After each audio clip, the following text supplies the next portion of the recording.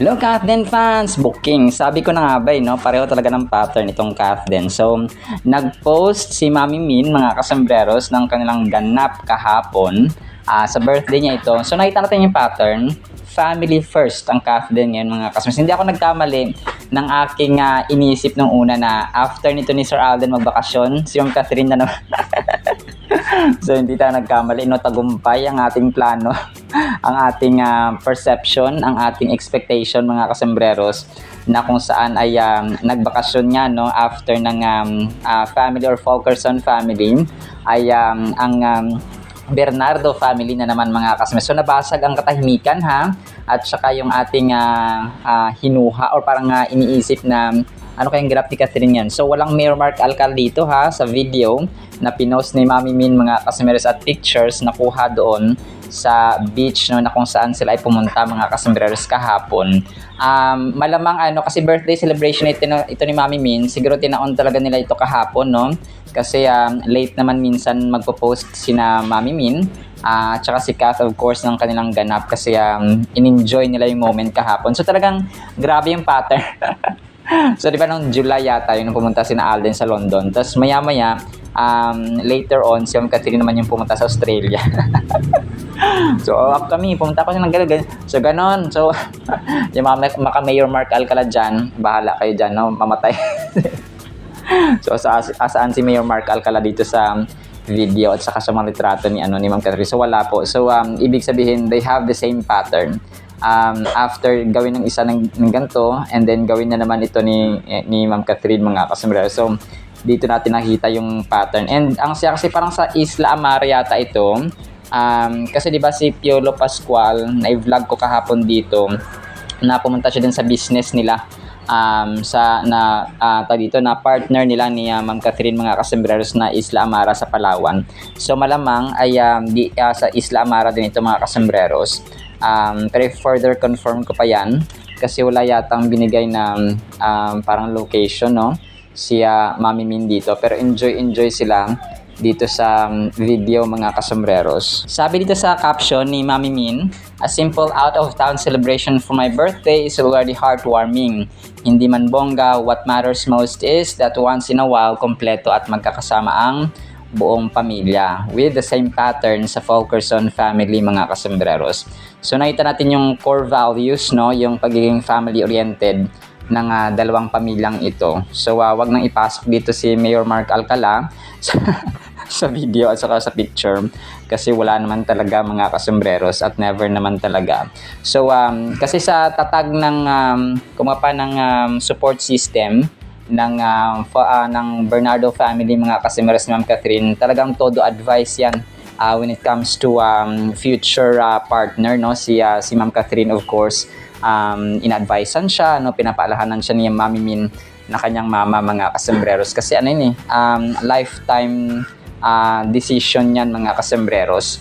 So, hindi mo lang siya makakasama isang taon, 2 taon, it's a lifetime, mga kasembreros, na commitment. So, which is yun nga, no, talagang very clear, crystal clear, mga kasembreros, ang pattern ng dalawang ito. So, after nang gawin ni Alden, so si Kath na naman, mga kasembreros, later on, which is nakakatuwa, no, nakaka-good vibes ito kasi yung pag-celebrate ng birthday ni Mami Min, which is parang nagiging tradition nila, ay nagkakaroon tayo ng mas malinaw na idea at clue na booking ang Kathden, mga kasembreros, dahil dito sa kanilang pattern talaga. So, kapag masugid ka na kasi, ay malalaman mo talaga yung kanilang So, dito, si Ma'am Catherine ay naka-green na cap, tapos naka-shades, and then naka-sleeveless, no?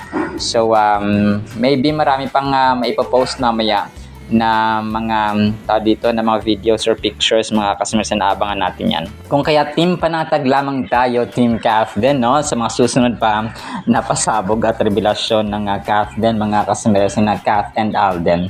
And then ito, ang cute ng ginawa dito, si Kimi Atienza, yung gumagaya rin kay Kuya Kim, mga kasembreros. Parang sinabi niya dito yung yung narration ng storya ni Ma'am Catherine na bago yung nag-break up yung Kathniel, mga kasembreros, ay yun nga, no, ginawa niya yung Hello, Love, Goodbye. And parang emphasize niya dito na Catherine can make a history kahit wala siyang, parang wala, hindi niya, parang start pa lang ng kanilang start pa lang ng movie or something na ginagawa niya, she can make a history even without a chemistry. So yun, no, talagang parang pakinggan natin tumamaya mga kasama. Ang ganda ng ginawa niya dito, parang may konting review, may konting feedback, and may konting flashback mga kasembreros with parang kinat-cut niya yung mga famous lines ni Ma'am Catherine sa Hello, Love, Goodbye mga kasembreros. So ayun, ang ganda rin. Nagulat ako dito kasi si Kimi Atienza, napansin na rin ito ni Kuya Kim mga kasembreros. Tayo na lang yung hindi napapansin ni Kuya Kim Atienza as little Kuya Kim mga kasembreros. Pero soon, no, naniniwala tayo na mangyayari yan mga kasembreros. So ang galing na ginawa niya dito. And nagulat ako kagabi kasi kagabi niya lang to pinost sa kanyang TikTok account mga kasembreros.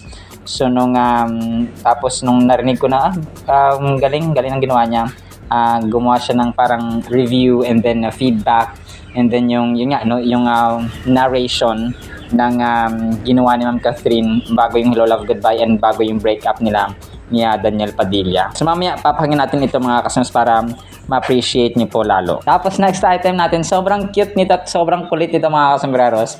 Di ba si Mikoy Morales, sobrang close ito ni Alden kasi nga nagkatrabaho sila sa Pulang Araw. Ang ginawa niya dito, parang pinrank nila si Alden na akala ni Alden Richards January 3 ang kasal ni Mikoy Morales. Tapos tumawag daw si Alden kay Mikoy na nagsorry kasi nga nasa malayong lugar daw siya si Alden. Tapos pala, March 3 pala yung kasal ni Mikoy, hindi January 3. Parang niloko-loko nila si Alden. Maging yung ibang mga kasamahan ni Mikoy mga kasembreros. March 3 pala, sabi ni Alden, sorry kasi hindi ako makapunta na sa malayong lugar ako. Sabi ni Mikoy, kunwari daw galit si Mikoy, sabi nga ni Mikoy Morales sa kanya, isa ka pa, huwag ka nang So mamaya pa ipi-play ko nito mga kasembreros na para mapakinggan ninyo ang kakulitan. Sobrang close nito ni Alden at saka ni Mikoy Morales kasi nga nagkasama sila sa Pulang Araw dati. Kung kayang friendship nila, yung closeness nila sobrang tindi rin po mga kasembreros. So kung kaya pero naloko-loko nila si Alden mga kasembreros, na kunwari January 3 daw yung birthday, nagkataon di ba nasa Amerika sila, pero March 3 naman pala mga kasembreros ang kasal ni Mikoy. So ikakasal na pala siya, no? Dito ko na nalaman na ikakasal na pala si Mikoy Morales mga kasembreros. So nasa tamang edad na rin siya, no? And then ito kahapon Catherine binati si Alden sa birthday niya. One day ago, no? Ito wala tayong solid proof na binati nga ni Catherine si Alden. Walang video pero alam natin na sila po ay nagbabatian naman personally, privately mga kasembreros. Hindi na kailangan ng mga post sa social media. Hindi sila ganoon mga kasembreros na tipo ng magkarelasyon mga kasembreros bilang single kuno ang Kath din mga kasembreros. So they're both single, happy and family oriented, no? Talagang family first ang Kath din mga kasembreros. And then ito 6 hours ago spotted Catherine Bernal na Alden Richards. So matagal na ito, na-repost lang siya mga kasembreros kahapon, no? 6 hours ago na sila pa ay spotted. So spotted sila sa kanikan ng pamilya, hindi po sa na magkasama mga kasembreros. Tapos ito 6 hours ago, ang ganda rin nito, artista trivia ang nagpost. Wish mo din ba na sila na lang? Ang sweet kasi nila. Throwback muna tayo nang ma-videohan ang off-cam kilig moments ng Kath din na sina Alden Richards at Catherine Bernardo. So ito yung mga throwback photos nila mga kasembreros ha. Yung mga yung mga nanonood sa ating channel, tapos sasabihin matagal na yung so nililinaw naman natin mga kasembreros na throwback ha. Intindihin po natin. Wag po tayong masyadong literal. Pag sinabing throwback, matagal na, no? Pag may updates tayo. So yung mga iba kasi na fake news daw ko parati kasi parating throwback, parating matagal na yung So pinaghalo-halo kasi yung iba, of course throwback din sila pero fresh nila na pinost like 6 hours ago. No, sinasabi ko naman dito mga kasembreros, intindihin po natin ha yung buong istorya ng akin pong sinasabi. Hindi lamang po mag-judge agad ha. Naku po, 2026 na mga bashers dyan ha sa comment section. Pagpalain kayo. Kung ayaw nyo na pagpalain, ibalik nyo na lang sa akin ha. So I love you bashers. Tapos ito, Catherine Natix 31 minutes ago. Ito po ay throwback picture din po no, ni Catherine at ni Alden during promo ng Hello Love Again mga kasombreros. And then, next item natin, Jason Starr. Ang sabi niya dito ay bagay po ba siya kay Kath, no? Tapos picture ni Sir Alden mga kasombreros. Tapos of course, sa comment section ay marami ang nag-agree na bagay mga kasombreros. Ang Kathleen or si Tisoy kay attorney. Tapos 5 hours ago, ang Hungry Pita ni Sir Alden ay nag-post, no, New Year start or New Year, new start, new business. If 2026 is the year you choose to start a business, make it one with a proven system, a strong brand, and solid support. This year, start something that feeds dreams and people. Message us today to get started. So ito po ay parang kung gusto niyo pa mag-franchise, kagaya ni Sir Alden ng Hungry Pita, mga kasombreros ay tawagan nyo lamang po sila or i-message nyo po sila mga kasombreros. So po pwede nyo pong i-search yung The Hungry Pita sa internet or sa Chrome mga kasombreros kung paano sila i-message kasi wala silang nilagay dito na na contact number mga kasombreros. Tapos 4 hours ago, Catherine Blue Hearts, no, happy birthday Alden Richards. Bumati sila pero yung picture ay Kath din po mga kasombreros na inedit nila ng konti. So edited dito ay ang chaleco, no, sa totoong nila dito ay wala silang chaleco mga kasombreros. Pero parang totoo, no, na picture mga kasombreros ng Catherine. Pero yun, throwback picture ito, totoo, pero inedit lang nila ng konti mga kasombreros. Tapos ito, nakakatawa. 7 hours ago, PNV Forever Vlogs, my favorite Kathnel, love, Kathnel forever. Wala nang forever, ano ka ba? So, ang dami pa rin nagla-like ko, 422 years, 422 likes, hindi. So, naging ano pa rin. Tapos, yung picture na dito ay, nung time na endorsers pa sila pareho ng Pepsi, no, na soft drinks mga kasombreros. And then ito, tama, no? 17 hours ago by Ronnie Bay. Tama ba or mali? Sabi kasi ni Catherine dito, get a man with a future plan, not a boy who just want to have fun. Hindi ko lang sure kung saan niya to kinuha o saan na-interview niya sinabi, no? Pero totoo yung thought na kumuha ka ng partner na hindi lang puro fun, kundi future plan mga customers. Ano lang iba, kundi si Phenomenal Box Office Cinema King na yon. So ganoon, wag ka na maghanap ng iba, no? Phenomenal Box Office Cinema Queen. And then 10 hours ago, Kapuso Throwback, parang gusto ng mga tao din, no, na si Alden Richards ay makasama ni Julian San Jose sa Code Gray na upcoming medical drama nga ng GMA mga kasombreros na si Alden ang bida. Pero hindi ko lang sure kung sino yung kanyang leading lady dito mga kasombreros kasi wala pang nakalagay. So malamang sa malamang ay GMA or Kapuso artist din po. Kasi kung may big collaboration, yung GMA at saka yung ABS-CBN, let's say yung Hello Love Again nga, magdadrop yan sila ng teaser ahead. Let's say dinrop nila yung teaser na Code Gray, tapos magdadrop din sila ng teaser na collaboration siya with ABS-CBN. So ganoon. Pero wala silang dinrop na teaser na ka-collaboration nila ang ABS-CBN. So malamang ay taga GMA din po ang leading lady ni Tisoy dito mga kasombreros. And then ito, 4 hours ago ay wow, lalong gumaganda ang isang Catherine. Tapos pictures ni Ma'am Catherine, no, na nasa kotse siya. Pero ito po ay part ng kanyang fresh na endorsement at saka guesting doon sa SMX Convention Center. Hindi ko na matandaan kung anong buwan mga kasombreros, pero yun po, no. And then ito, Celebrity Today, 12 hours ago, na-feature din nila yung magbabalik pelikula ang Catherine this year. Explosive comeback, 12 hours ago, Catherine Alden return in After Forever. So ito yung parang title na gusto nila, no? After Forever movie, MMFF or Metro Manila Film Festival 2026. Fans are on edge, questions arise, what are they hiding behind the scenes? Parati may ganito, no? What are they hiding behind the scenes? Will the chemistry live up the expectations or live up to expectations, or is there a secret twist nobody is revealing? Drama, romance, and shocking surprises collide in this highly anticipated blockbuster. So ito po ay hindi pa natin na-confirm. Only ABS-CBN at saka yung GMA Pictures at Star Cinema lamang ang po pwedeng mag-officially announce dito mga kasembreros or confirm. Pero sa atin ay anticipation lang yung po pwede nating gawin dito mga kasembreros from this point. Tapos, yun, naghiling din dito ang fan page ni Alden Richards, no, na magkasama sina Catherine sa isang action movie. Sabi dito, Alden Richards and Catherine Bigelow, sana magkaroon din silang movie project, yung action na parang secret agent sila at magpanggap sila like madre at saka pari para mahuli ang kalaban. Disclaimer, fan-made. Send ko na, tapos picture na edited ng cast din mga kasabay. So parang ala Brad Pitt and Angelina Jolie sana, no?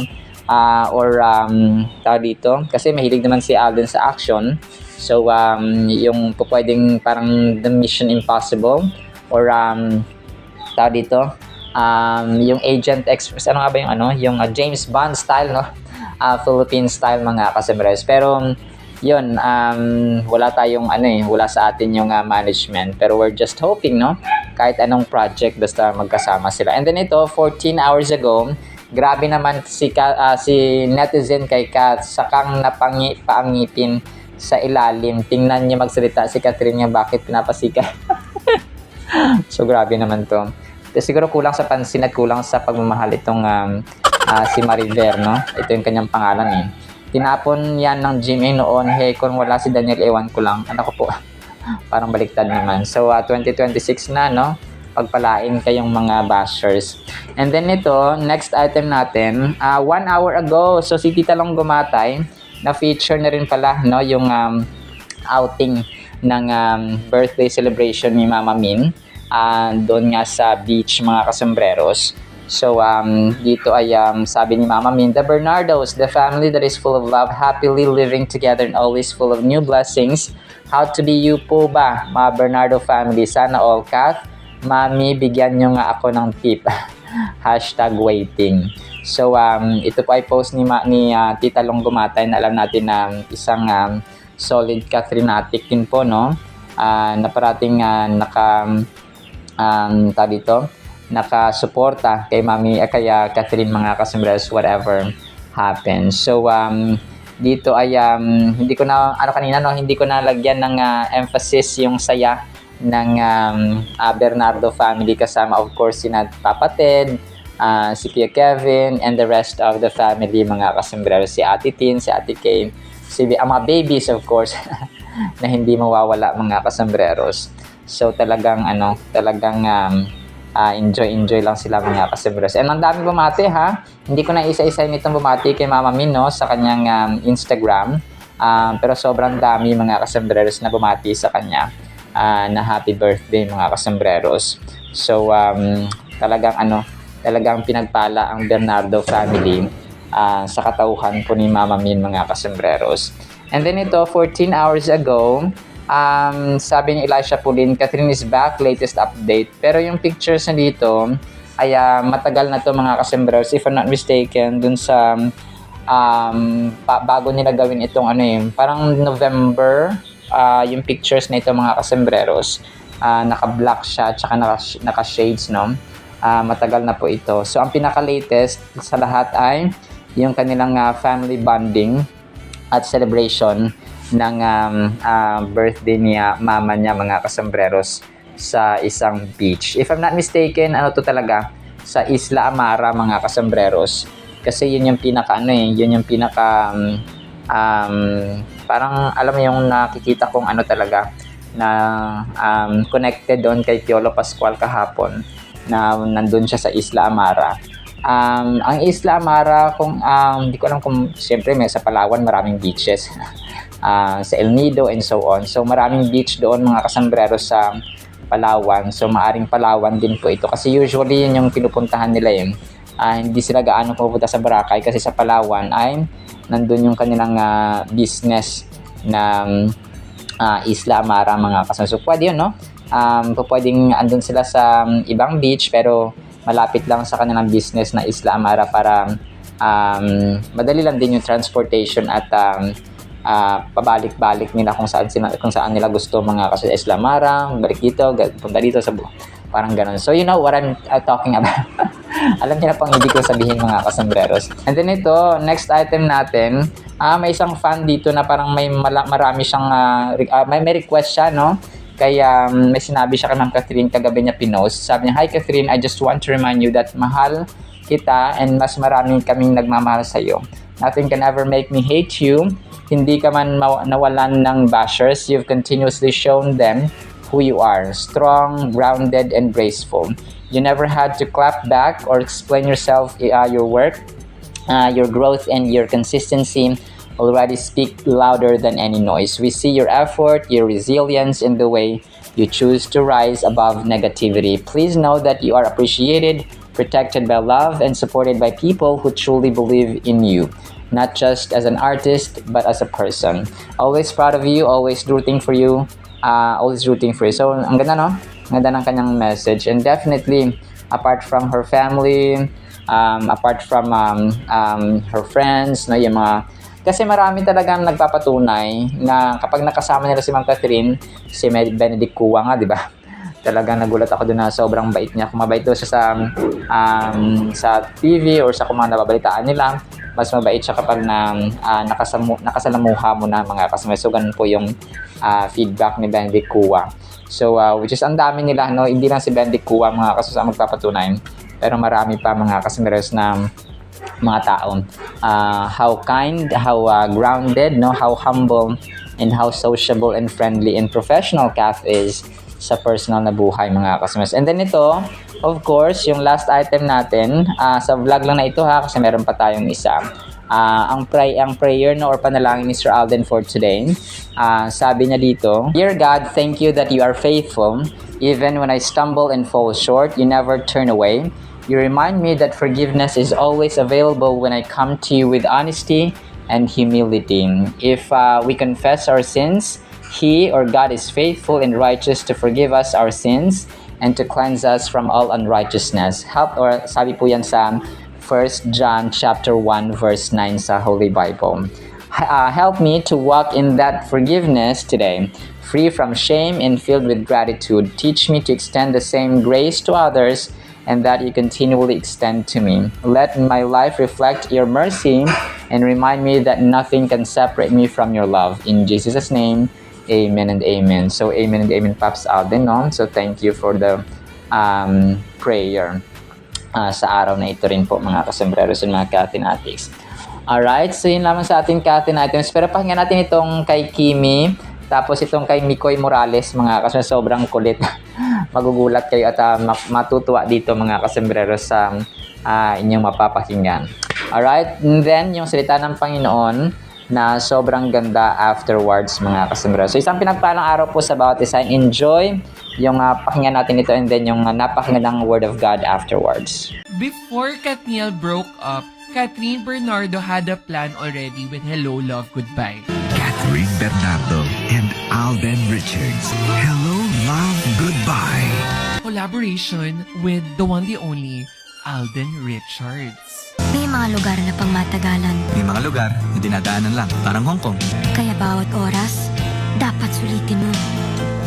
Kasi walang nagtatagal dito. This is where the whole narrative just flipped. No, ang ganda. Because tong project na to, it wasn't just a movie. It was a statement. Kasi sabi ni Katrina, I can generate a chemistry without history. I love you. Ikaso gusto kita eh. So sorry, I don't love you. I can carry a story without a built-in fandom. Kung mahal mo ko, bakit pinapapili mo ako? Kung mahal mo ako, bakit hindi ako ang piliin mo, Joy? Ethan, ngayon ko lang pipiliin ang sarili ko. Kailangan ko subukan. I just want you to give me the chance. Babalik na naman ako eh. Sinasabi ni Katrina, I don't need a safety net. I am the net. I love you, pero paano naman ako? Alam niyo ba yung nilulunod ko sa trabaho para lang supportahan kayo? Sabihin niyo nang ambisyosa ako, pero mas mataas dito yung pangarap ko. I am more than this job. I want more. I want to be more. I want more time with you. Wala akong extra time para sa'yo. The result, record-breaking numbers, yes. Commercial success and critically acclaimed, no? Babalik ako ha. Hintayin kita. Sa isang project, Catherine proved na her value was never dependent in one man. If anything, no, kung ako tatanungin, the equation was reversed. She wasn't surviving a breakup. She was expanding her market. Like and follow for more. O sige, ganun ba Kuya Jan? O sige, sige. Tapos gumawa to ng ng parang sulat doon sa Facebook. Sabi, Kuya Jan, post ko? Sige, post mo. Wala nang masama eh. Nakakatawa lang yun eh. Good vibes naman eh. Hindi naman namin akalain ni Mikoy na ganyan na nasasabog na ganyan. Tapos ang dami nang kumukuha ninong sa akin. Dahil ang aga ko rin dumating. Ewan naman kasi, Kuya Jan, bago kita i-call back, nakita ko na yung selfie mo. Ang lala nun. Tapos, pero dahil doon ko lang din na piece together na siguro may dalawa rin nag-message sa akin na parang sorry hindi kami makakapunta kasi may work kailangan namin ng puntahan, gano'n. Sabi ko, sa March may work kayo. Tapos sabi niya, ay, akala namin January 3. Sabi ko, meron din. Tapos may nag-message pa. Si Tisoy, si Alden nag-message na, sorry Miko, hindi ako nakapunta, nasa malayong lugar pa ako. Sabi ko, kakausap lang natin nun. Sabi ko, isa ka pa. Huwag ka nang tumulad dito. Tapos pinakita ko yung screenshot ng usapan natin, Kuya Jan. Si Kuya Jan, nandun kanina. Huwag ka nang tumulad. Alam mo, Miko, yung mga magkakamuka, nagkakamali talaga. Yung nakalagay kasi doon sa invitation is, hindi na kami nag-physical invites kasi website na lang para nandun. At para po sa ating Word of God ay sobrang the best nito mga kasembrero. Sana po ay patapusin natin. Ang title po ay Perpektong Ehemplo. Philippians chapter 2 verses 5 to 7. Let this mind be in you which was also in Christ Jesus, who being in the form of God, did not consider it robbery to be equal with God, but made himself no reputation, taking the form of a bondservant, grabe, and coming in the likeness of men. Grabe mga kasembreros, wala kayong nakita na isang hari, isang presidente, or isang mayor, or isang governor na kumapa naging janitor, okay? Na naging taga-silbi at taga-lingkod. And by the way, doon ko mas lalo na-realize, hindi naman po sa may bias ako, pero sa time ni Duterte, parati ko narinig sa kanya yung, sa time ni former President Rodrigo Duterte, parati ko narinig sa kanya yung salitang mga, wag niyo akong pasalamatan kasi ako naglilingkod lang ako, instrumento lang ako, pera niyo yan na ako po ay pinapasahuran ninyo. So parati ko naririnig yon, which equates or equal to public servant siya, tagapaglingkod, no? Ibig sabihin sa isang empleyado, yung nagpapasahod sa mga empleyado ay yung may-ari ng kumpanya. So yung may-ari ng kumpanya parang tao, no? Tayo yun mga kasunod, tapos siya empleyado. So parang gano'n, grabing humility mga kasus. And may mga times pa doon natatawa ako. May mga times doon na umattend siya ng parang ceremony din yon. Tapos nakita niya yung red carpet, no? Sabi niya, kung magkano daw yung bili, no, ng mga tao doon sa or ng mga personal doon sa red carpet. Sabi niya, sabi ng mga tao is 100,000, no, yung bili nila sa red carpet. Sabi niya, sayang, no, sana pinambili nila ng pagkain ng mga tao. So hindi naman po sa bias, no, kay former President Rodrigo Duterte, pero doon ko na-realize yung parang mas lalo akong nagkaroon ng enlightenment ng papaano yung humbleness, papaano yung isang leader ay dapat servant siya, no, servant leader mga kasembres. Hindi siya leader na parang umando dito, mando doon, utos dito, utos doon. So hindi siya boss leader, servant leader siya mga kasembres, kasi he was a servant and yet he was the president of the Republic of the Philippines. So grabe, no? So dito natin na-realize na yung ating government, na yung kahalagahan ng government leaders, mga kasanggaros, na yung puso nila is servant, isang tagapaglingkod, hindi isang boss, chief, amo, manager, mga kasanggaros na utos dito, utos doon. Kasi kapag ang Diyos natin nakatingin dapat sa mga public servants, sa mga leaders ng gobyerno, mga pinuno ng gobyerno, ay tinitingnan sila sa tagapaglingkod because they are being paid, no? Ng mga tao, mga kasembreros. And nga, tinatawag silang public servant. So, ibig sabihin ay publiko ang kanilang pinaglilingkuran, mga kasembreros, and hindi mga private sectors or private individuals lamang, mga kasembreros. Pero dito, ibang level ito. Ito yung pinaka-perfectong example, no? Pinaka-perfectong ehemplo, mga kasembreros, na sinasabi ni Apostol Pablo sa Philippians chapter 2 verses 5 to 7, na yung ating kaisipan daw dapat ganito, na si Jesus Christ man, no, ay hindi niya itinaas ang kanyang sarili nung dumating siya dito sa lupa, because he came to serve, not to be served, mga kasembreros. So sabi nga dito, he made himself, no, Jesus Christ made himself of no reputation, taking the form of a bond servant, no, and coming in the likeness of men. So, pinakauna na nga dito, saan siya pinanganak? Hindi siya pinanganak sa isang mamahaling ospital or sa isang pribadong ospital na merong nakakotse or mamahaling or garbong ano. Kasi he was the Messiah, he was the Son of the living God. He was the only Son of the living God. And he was powerful, he was king, no? He was hari, he was God, mga kasembreros, equal with God the Father. Pero hindi niya yun hindi siya nagmayabang.